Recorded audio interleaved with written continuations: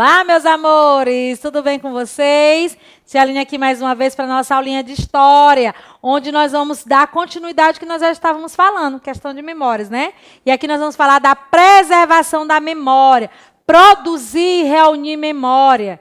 E vamos falar dos museus, nós falamos anteriormente, só que nós vamos trabalhar o museu propriamente dito, aquele lá nós falamos do museu da pessoa, que não deixa também de ser um museu, não é isso? E vamos falar dos registros e a história. É tudo isso, tia? É, mas se você for parar para pensar, isso tudo se resume numa coisa só, memória, né? Então, nós vamos fazer nossas correções aqui dessas páginas, depois nós vamos ver o assunto, e por último, a nossa atividade de casa, que sempre tem que ter, né? Está aqui a nossa agenda.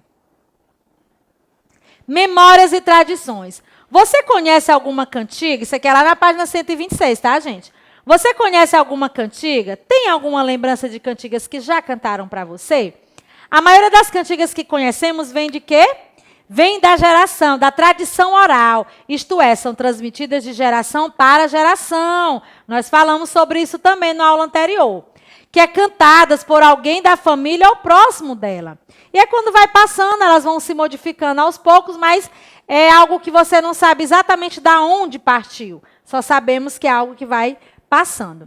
As cantigas de rodas ou cirandas são brincadeiras de crianças e de adultos que cantam músicas e seguem o quê? Alguns passos e movimentos. Isso são as cantigas, né? É comum observar as brincadeiras de roda nos pátios das escolas e, muitas vezes, em parques e nas ruas. As letras e as melodias das músicas são simples e geralmente contam uma história. Entre as mais conhecidas estão quem? Ciranda, cirandinha e peixe vivo. Podemos variar dependendo da região. As cantigas de niná são músicas calmas. A gente viu essa diferença na aula passada, viu, gente? Da cantiga de roda para a cantiga de niná. A tia trouxe até aqui uns vídeos mostrando. Elas são calmas, com repetições e de ritmos contínuos. Qual é o objetivo dessas cantigas? Acalmar e ajudar as crianças a dormir. Apesar de que as músicas antigamente de niná, se for prestar atenção hoje, ela não era tão assim de niná, mas como era para criança, bebê, né? Ele não tinha essa noção, mas quando a gente analisa elas hoje, a gente vê que eram um pouco assustadoras. A cantiga de roda e de niná, conhecidas no Brasil, tem origem de indígenas, africanas e europeias. Escreva o nome de uma cantiga da qual você se lembre. Pessoal, né, gente? Como você aprendeu essa cantiga? Também é uma resposta pessoal, resposta sua. Memórias em comum, vimos também isso aqui, que é algo comum a todos. Não é isso? Uma cantiga, por exemplo, de roda, uma cantiga de niná, ela é uma memória em comum, não é isso? É algo que é de acesso às demais pessoas.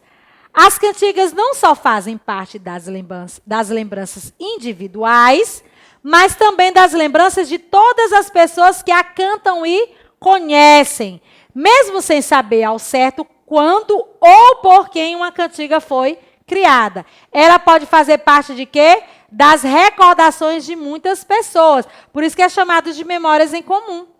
Fazem parte da vida de muita gente.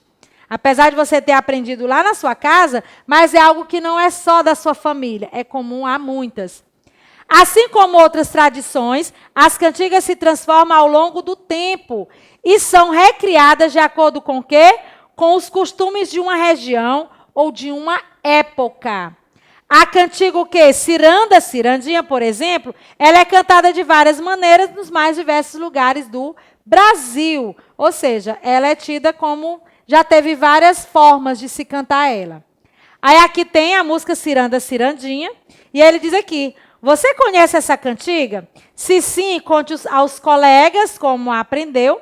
Você e seus colegas aprenderam a cantiga da mesma maneira ou de um jeito diferente? Que outras cantigas vocês gostam de cantar? Já que não temos os coleguinhas, pergunte para a mamãe, que eu tenho certeza que sua mãe conhece. Pergunta para ela como foi que ela aprendeu. E como é que você aprendeu? Pessoal, né? E aqui é o que você aprendeu durante todo esse capítulo, né? Tanto o anterior, que nós já fizemos até nossas avaliações, como o de hoje. Aí diz aqui, marque com X os itens que descrevem fontes de natureza imaterial. Eu sei que esse assunto foi da nossa prova anterior, mas é porque faz parte do livro. E aí está aqui novamente, é a parte do que você aprendeu. Bora lá relembrar o que é imaterial, é algo que eu não é concreto, que não pego, é cantigas, é imaginação, enfim, é umas histórias que eu conto, tradições orais, né? Então, olha só, festas, músicas. Festa tradicional é imaterial? Sim. Histórias contadas pelos griots, que são os contadores de histórias. Também. As fotografias é imaterial? Não, é algo que eu registrei, que eu estou vendo, que eu posso pegar. Objetos de museu? Também não. Cantiga, aliás, memória pessoal? Sim, é a minha memória. É algo imaterial. Cantigas? Também. E caderno de caligrafia? Não, né, gente? É algo concreto. Imaterial são histórias, músicas, lendas, enfim, brincadeiras. Leia atentamente, isso aqui também faz parte do assunto que também estudamos. Está aqui porque é o que você aprendeu ao longo de todo o livro em si, né? Leia atentamente as informações dos registros de memória abaixo, duas certidões de nascimento. E depois responda. Aqui é do Paulo da Silva e também aqui é do Paulo da Silva. São duas, mas observe que... Aliás, vamos ver o que ele quer saber. Presta atenção. Qual é o nome das pessoas registradas nas duas certidões? Paulo da Silva. Tia, e pode ter o mesmo nome? Pode. O sobrenome é que às vezes muda, tá? Mas vamos ver aqui o que aconteceu. O que foi registrado nesses documentos? Informações sobre o quê? O nascimento e a filiação da pessoa. E quais são as semelhanças e as diferenças das duas certidões? Bora lá para as semelhanças. O nome da criança é igual, dia do nascimento e o município onde nasceram. Isso, e aí, será que não vai confundir? Já que eles têm um nome iguais, os nomes iguais, dia do nascimento também é igual, o local, né, a cidade, no caso, o município é a cidade onde nasceram também. Mas, gente, há uma diferença. E é onde nós vamos trabalhar aqui. Quais são as diferenças lá na certidão? A hora do nascimento e o que mais? E os nomes do pai e da mãe. A filiação dessas crianças é diferente. Até porque se fosse o mesmo pai e a mesma mãe, eles não iam botar o mesmo nome na criança. Não é isso? Então, você iria observar as duas certidões, apesar de ter o mesmo nome da criança, o nascimento igual, né, o município, mas a hora do nascimento faz toda a diferença, significa dizer que são crianças diferentes, e o nome do pai e da mãe. Observe a imagem, que nosso mundozinho digital, não é isso? Os símbolos apresentados na imagem dão ideia de registros feitos em... Será que é em um jornal? É no meu digital ou em um livro didático? A gente acabou de dizer. É aonde? Em um meio digital. Os registros feitos em um ambiente virtual estão tão presentes na vida das pessoas quanto as tradições populares. Hoje já está enraizada essa questão do digital. As pessoas costumam dizer assim, não vivo mais sem, mas antigamente não existia isso. E ele diz que está tão presente na vida das pessoas, tanto quanto que as tradições populares. Ele diz assim, escreva os cuidados que devemos ter ao fazer um registro em um meio digital. O que eu preciso fazer para não me expor tanto, gente? Quem sabe que nesse mundo digital, às vezes a gente não sabe quem está lá do outro lado. A tia trouxe algumas coisas aqui que você pode escrever, você pode ter escrito outras coisas também, tá? Eu botei saber se o local do registro é confiável. Vou saber, porque às vezes a gente procura informações, gente, e os sites não são confiáveis, e a gente acaba acreditando, dá nossos dados e pode acontecer algum problema, não é isso? Então, saber se esse local é confiável. E outra, não deixar suas informações abertas para todos. Fazer a restrição, a chamada privacidade. Quem pode ver essas minhas informações? Tem pessoas que deixam aberto. Por exemplo, uma rede social como o Instagram e até mesmo o Facebook. Tem lá, eu estou dando essas duas que são bem conhecidas, né? Tem lá que você pode deixar aberto para todos. Ou seja, qualquer pessoa pode ver suas coisas, qualquer pessoa pode ser seu amigo, é só chegar lá para lhe seguir, enfim. É legal isso? Para mim, não é. Para mim, quando você privatiza... Você diz exatamente quem você quer que esteja ali na sua rede social. Quando você deixa aberto, você está sujeito, sim, a ter algum problema. Às vezes, tudo bem, mas às vezes acontece. Às vezes as pessoas agem de má fé, né, para ali prejudicar. Então, uma das formas também desse cuidado é não deixar suas informações em aberto, principalmente suas informações pessoais. Não é isso? Circule os documentos que todas as crianças podem ter. Criança pode ter carteira de motorista? Pode ter carteira de identidade? Cartão de vacina? Título de eleitor? Certidão de nascimento? E CPF? E aí? Identidade sim, antigamente a gente só podia tirar a nossa identidade bem crescido. Hoje não, hoje já pode tirar, nasceu, se quiser já tirar, pode. Até porque tem um prazo. Na verdade, essas carteiras que são tiradas assim, quando são crianças, elas são trocadas futuramente, tá, gente? Você não permanece com ela o resto da vida, não. Elas são trocadas até porque sua fisionomia vai mudar, se você tirou de criança. Outro, cartão de vacina. Você sai da maternidade com um. Até para também saber o que você já tomou de vacina ou não. Título eleitor, será? Certidão de nascimento? Sim, título eleitor, não, porque você é criança, você ainda não tem, né? Título de eleitor só mais lá para frente, se você tiver já adolescente, a partir dos 16 anos, que é a obrigatoriedade. E o CPF, pode? Também. Temos a identidade, temos o CPF, que também pode, você pode tirar também. Escolha um dos documentos da questão anterior e escreva para que ele serve. Pessoal, porque ali tem vários, né? Que nós vimos. E aí você escolheu um para falar do quê? Para que ele serve. Com o auxílio do professor, pesquise e escreva as suas conclusões sobre a importância dos documentos na vida de uma pessoa. Como é uma coisa comigo, né? E nós não estamos juntos, a tia trouxe uma resposta aqui para vocês, tá bom? Você pode ter escrito, mas você pode ter feito a sua própria pesquisa sozinho. O que ele quer saber aqui, ó? Sobre a importância dos documentos na vida de uma pessoa. Por que é importante, gente, termos esses documentos? Eu botei aqui, ó. Com os documentos, a pessoa o quê? Comprova que existe. E ela garante todos os seus direitos de cidadão. Se eu não tenho nenhum documento, o primeiro documento que eu tiro justamente é a minha certidão de nascimento. Aquela certidão ali vai provar que eu existo. Se eu não tenho aquela certidão ali, que é o meu registro, é como se eu não existisse. Então, a importância é justamente para essa. Para comprovar, primeiro, que eu existo e para garantir todos os meus direitos, né, de como cidadão. Não é isso? Então, eu coloquei essa resposta aqui. Você pode ter colocado de uma outra forma, mas, como aqui está dizendo com o auxílio do professor, a tia pesquisou e trouxe para vocês, tá bom? Aqui é pessoal, que é contar e ouvir história, permite conhecer situações importantes vividas pelas pessoas. Faça um registro de um momento importante para você. Cole uma foto. Se não quiser colar uma foto, pode fazer um desenho para representar esse momento importante. E, geralmente, os momentos importantes, a gente tem costume de registrar, né? Tirar uma foto. Mas, se porventura você não tirou e também não quer colar, você pode fazer um desenho desse momento. E depois, você iria escrever um pequeno texto para você explicar. É uma espécie de legenda. Né? Do que se trata aquela imagem? Da importância. Qual é a importância daquele momento, tá bom? Então, aí é pessoal. Os registros de memória são fundamentais para a construção de quê? Da história. Seja de uma pessoa, de uma família ou de um povo. Ela é importante.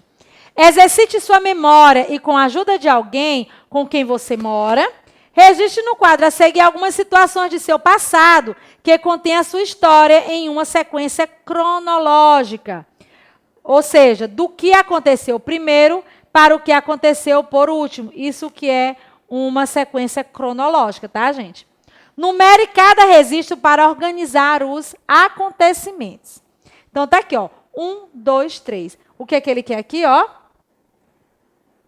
Uma sequência que já aconteceu na sua ordem, tá? Aqui é número 1, que foi, número 2, número 3, e aí você vai escrever, cada um registrando o que foi que aconteceu em cada momento. Resposta pessoal também.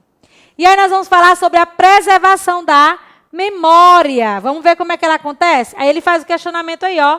Como podemos preservar a memória? Como eu posso preservar a minha memória? E aí? Será que é só lembrando? Ou eu posso registrar através de fotografias, imagens, contação de história, uma escrita? Olha só. Quando cantamos uma cantiga transmitida de geração a geração, entramos o quê? em contato com as memórias. E quem mais? E as tradições compartilhadas pelas pessoas que as cantaram no passado. Gente, as músicas costumam ficar, gravadas. Não é isso? Então, isso é uma forma também de preservar a memória. Quando as pessoas vão passando de geração em geração, e preste atenção, às vezes elas vêm modificadas, mas ela nunca perde o quê? A sua essência, de como ela realmente era. Isso é uma preservação da memória. Quando você consegue contar algo que aconteceu também lá no passado, você memorizou, você não esqueceu, você preservou. É sinal que aquele momento ali também foi importantíssimo. Aí aqui, eu mostro algumas situações. Uma contação de história, uma brincadeira de roda. Olha só, cantigas. Isso tudo faz, sim, eu ter essa preservação da memória. Isso são momentos que eu posso ter importantes na minha vida. E uma forma de preservar, olha só, é aprender a registrar mesmo. Seja na música, seja numa brincadeira, seja numa contação de história. Por meio dessas memórias que a tia mostrou lá, podemos descobrir o que era importante para as pessoas que viveram no passado. Como é que eu sei o que é importante para uma pessoa que eu nunca mais nem vi na minha vida? Ou que nunca nem conheci? São as histórias dela. Que ficam o quê? Preservadas através de quê? De registros. E uma das formas de registrar isso aí é o quê? Através das memórias. E nós vimos aí as cantigas, essas cantigas que nós aprendemos, as contações de história, as lendas que nós conhecemos. Isso tudo é uma forma de a gente conhecer como era antigamente também. Por isso, os registros dessas memórias devem ser o quê? Preservados com muito cuidado, pois pertence o quê? À coletividade. O que é essa coletividade, gente? O coletivo é porque pertence a um todo, não é só minha. É algo que é compartilhado. Produzir e reunir memória. Onde é que eu posso ver isso? Museus. Nós falamos do museu da pessoa. Museu virtual, né?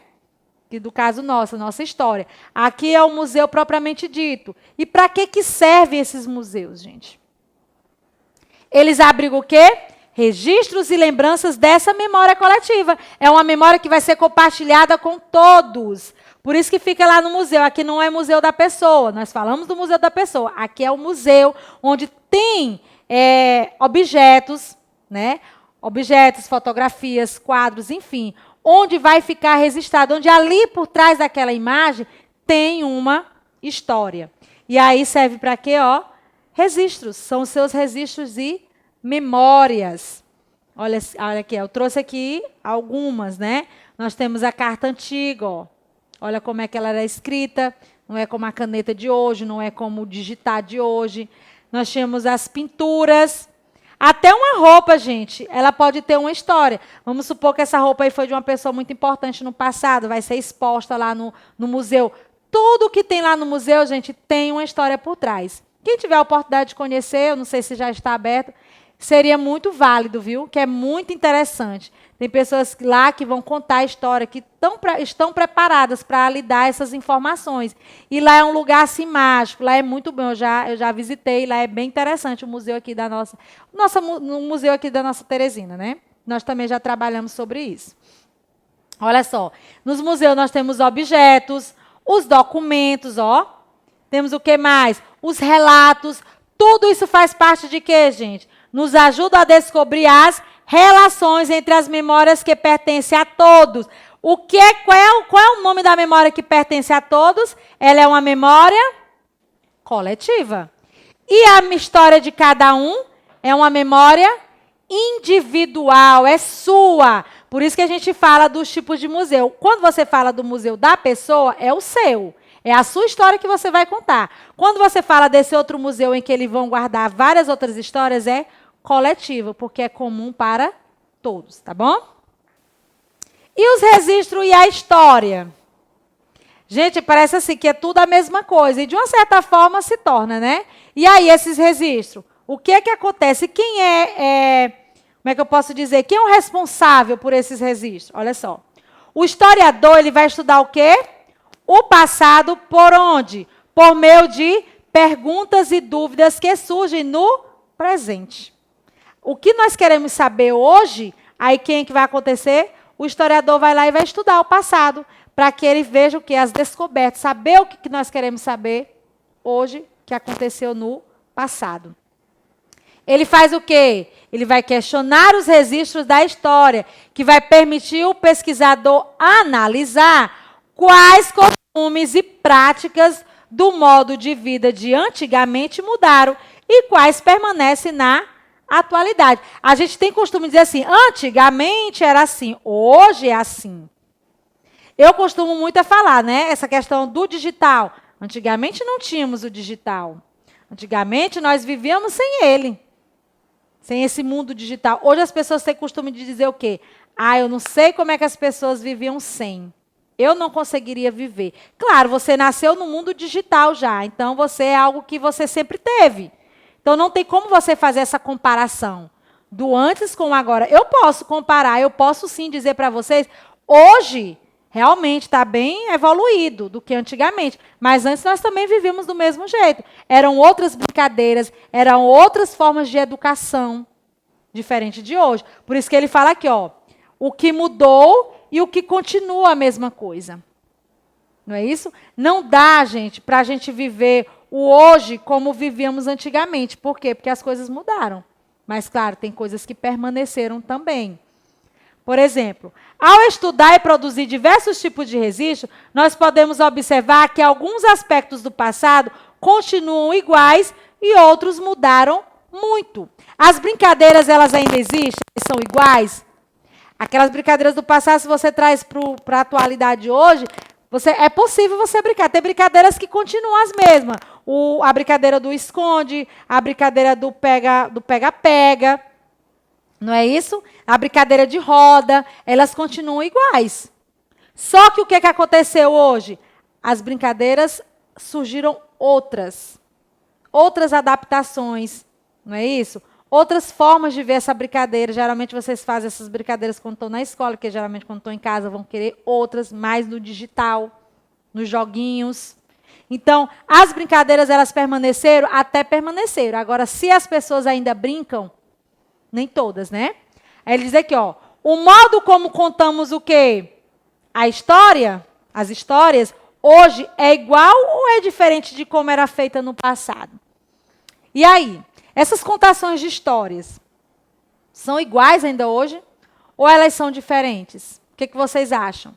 São outras histórias ou são as mesmas? Nós vimos que essas histórias que são passadas de geração em geração, apesar dela ter sua essência, né, preservada, mas há umas alterações. Olha a cantiga do Atirei o Pau no Gato. Hoje, nós não cantamos mais o Atirei o Pau no Gato. A gente canta o quê? Não atire o pau no gato. Antigamente, nós cantávamos diferente. Perdeu a essência? De uma certa forma, não perdeu. Continua falando do gato. Só que agora ele fala o quê? Para você proteger os animais. E as cantigas e as canções? E aí, é a mesma? Continua a mesma coisa? Ou elas mudaram também? Foi o que eu acabei de dizer. Acontecem transformações, elas não perdem a sua essência. É passada de geração em geração e vai modificando com o passar do tempo. Elas são cantadas da mesma maneira? As cantigas? Muitas são. Né? A ciranda cirandinha. No tempo que eu aprendi, ainda hoje eu sei que é daquele jeito que canta.